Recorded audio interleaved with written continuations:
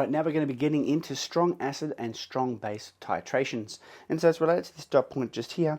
We have looked at titrations in our overview series of videos and looking at the basic generalized concept of titrations and what equivalence point is and what an end point is for indicators. We've looked at those concepts, but now we're going to use those understandings and bring it together to do an actual titration of strong acid, strong base, and tie it all together. So let's get into it. Alright, so a strong acid, strong base titration is when you can have something simple such as this going on in your flask. So you have your conical flask here, let's say, and you start off with some hydrochloric acid and you're adding some base to that. In this case, we've got a strong base, sodium hydroxide. So it can be a simple monoprotic acid there, but it could be a little bit more complicated by adding a diprotic acid. So we could use H2SO4, or we could use a base that releases 2 moles of OH minus per mole of base, which of course is our barium hydroxide. And that just affects it by putting a coefficient also into our equation, which just gives us an extra step with our calculation. And we will do examples of those. But let's start off simple to build the concept, and then of course we get more complicated. So here's our simple titration right there. As you know, we start off with the acid in our conical flask, and that could be our analyte. We're working out the concentration of this unknown acid, and we're adding hydroxide to it.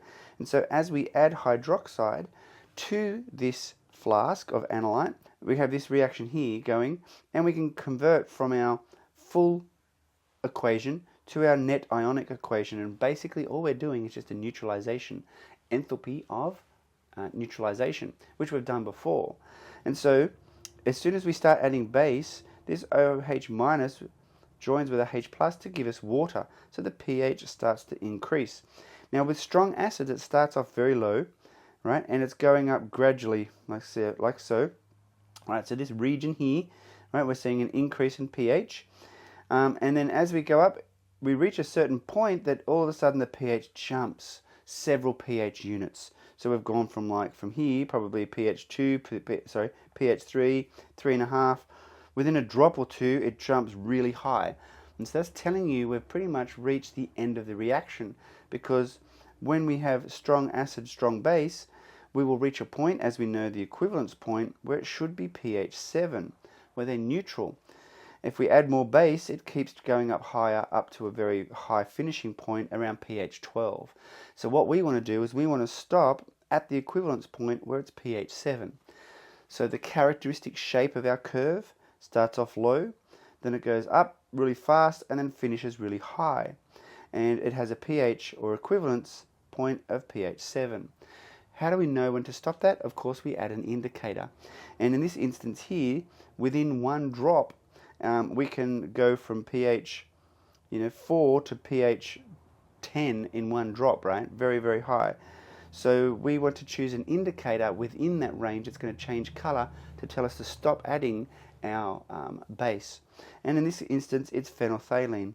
Here we can see here, I've got labeled 8.3. This is when it changes color from a colorless solution to a pink solution.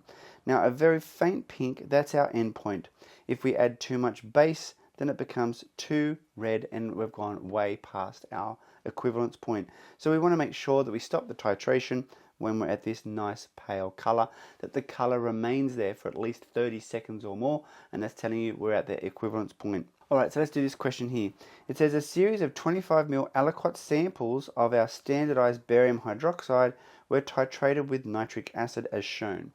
Now, let's get something in our head. Remember, previously when we talked about how to set up our titration, we had our standard up here, which was our titrant. Our standard was our titrant, and down here was our analyte. Now, depending upon how you set it up, it can go either way. It doesn't really matter. Depends on what volume you have.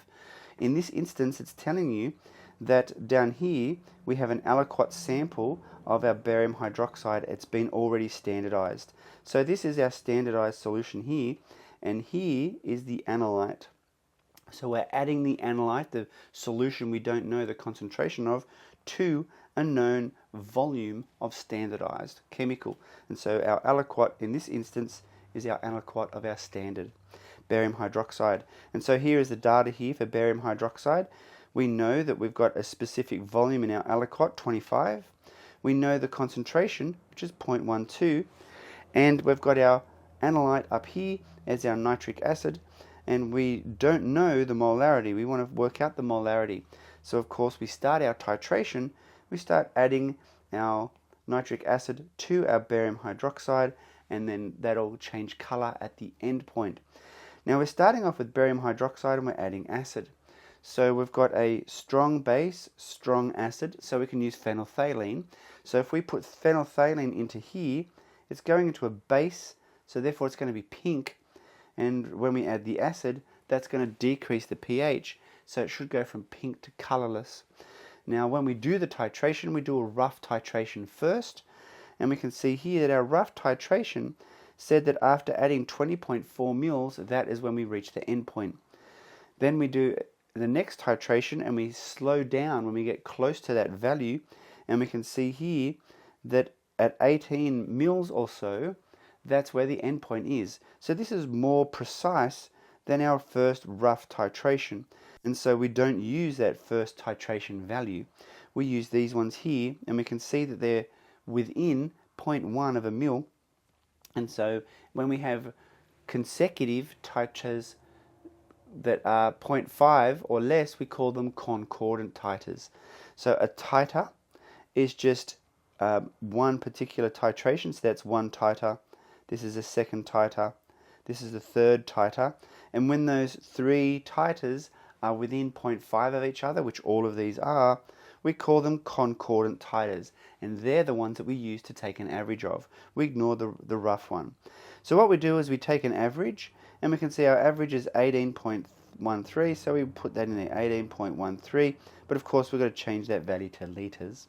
And so now we know the volume of that, and now we're ready to do calculations. Alright, now let's see what we go on from here. We've got our volume just there. So now we can actually work out our concentration of our acid. So we know that with our standard solution here, we work out the number of moles of barium hydroxide present. So that's this concentration times volume. So the concentration was 0.12, and the volume that we had in our flask was 25 mils. So this is the number of moles of barium hydroxide. And let me just highlight that. So we've got that being our barium hydroxide. Now, according to our reaction equation, 1 mole of barium hydroxide reacts with twice as much acid. So that means we've got to times this value by 2 to calculate the number of moles of acid present. And so that gives us 0.006. And then, of course, we have to find the concentration of the acid, and that is when our volume comes in. So we've got our moles here. The volume that we used in the titration was 18.3 mils. There it is there. And so we end up with the final concentration of our acid being 0.331. Now we could do it another way. If we wanted to, we worked out the number of moles of barium hydroxide as complete molecules. If we wanted to look at the actual number of OH minus ions, well, we do it this way. We got concentration times volume. That tells us the number of moles of our barium hydroxide, but each barium hydroxide, as the trucks fly down, release 2 OH minus. So if I times that by 2, that's going to give me 0.006 OH minus ions, right? The moles of that. And then I go, okay, well, that's how many moles of OH minus ions are present. Of course, if we have a look here, we've got 2 lots here, but that of course reacts with 2 lots of our acid, so it's a 1-to-1 relationship. So that would be the number of moles of H+, which is what we said previously, divide by the volume, and we end up with the same answer. So just bear that in mind, depending how your brain cell likes. We can work out the total number of moles here of barium hydroxide and use the equation, or we can go, okay, let's work out the total number of OH minus ions present in the solution.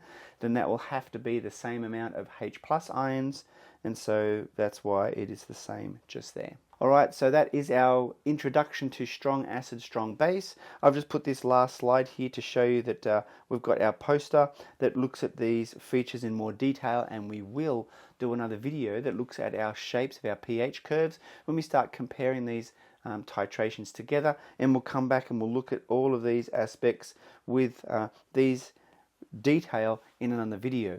But this is our poster that I'm drawing the information from, which is pretty cool. right? Very visual way to get in your study. So that's it for this video here. Hopefully you know a bit more now about strong acid, strong base titrations. The key ideas, if we're terms of active recall, the key ideas of course are up here. We've got our shape of our graph that you should be able to work out, that it starts off low, ends high, and has a pH of 7 for strong acid, strong bases.